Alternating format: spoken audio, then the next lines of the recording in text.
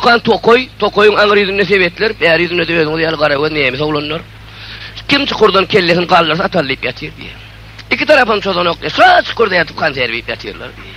Onun kamanıyla doğanlar. Kanser bana böyle yapaymal ettiniz. Tokoyun aňyr ýüzünde doňu diýär nämes var. Gyzyl nämesler. Kim şundan birini tutup gelse 10 manat berjek diýdi.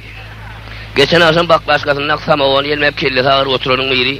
Ya şu ağırlı kelleler nämeslere bereyin ya 10 manat düdüğünü bağırıp lezi düşüp gitti diye. 2 saatdan hakykatdan hem eginde doňu diýär nämes alyp geldi diye iň gowsundan, goçagundan. Yoldaş kamanırın hani yemişsin? Hay maladı ismi 10 manat. Yeni bir gidik getirdi bir yemallı 10 manat. Yeni bir gidik getirdi bir yemallı 10 manat. 10 manattan yönünü yemişler tüködüyüp parayalar diye. Şunun arasında urus başlamaka bayrama ala gelip Türkmenler alıp şeyanik satıp yörün rüyüz yok var eken spekuliyan. Menleki temenni diye. Ay bana ulu iyilik diye henem git. İyilik sağattan gel ya ol 2 gün eski özü yok 3 gün eski özü yok. Cuma günü giden özü yok son kandan öyle dolanıp geldi diye. Önünde de 10 saniye yemiş. Öyle mesela imullarından alıptır diye. Kaçacağım monologlar ile yalan dağılı değil boyunu sallaş geliyorlar diye eke deyip. Ay pastiyoz yok seni öyle tuttur diye bir hep dedi. İlan göğünlükler geliyor diye. Все будет хорошо. Все будет нормально.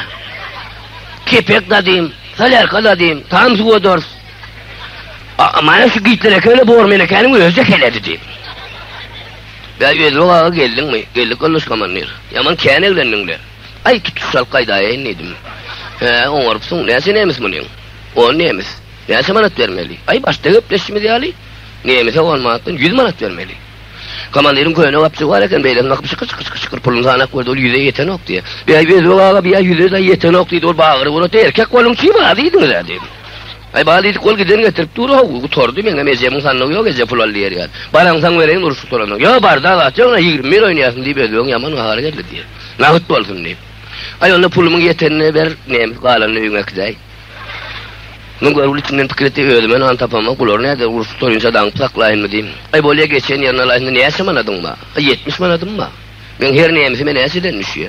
7 manattan iyi o bağırı vurut ya. Vay bitte kalemen! Vay bitte kalemen! Vay özümeyle de 9 alım ey! Vay otayda 9 alım toplu alım ey diye kıyır bağla vurut diye. Görül satın alıp kaydan eken diye.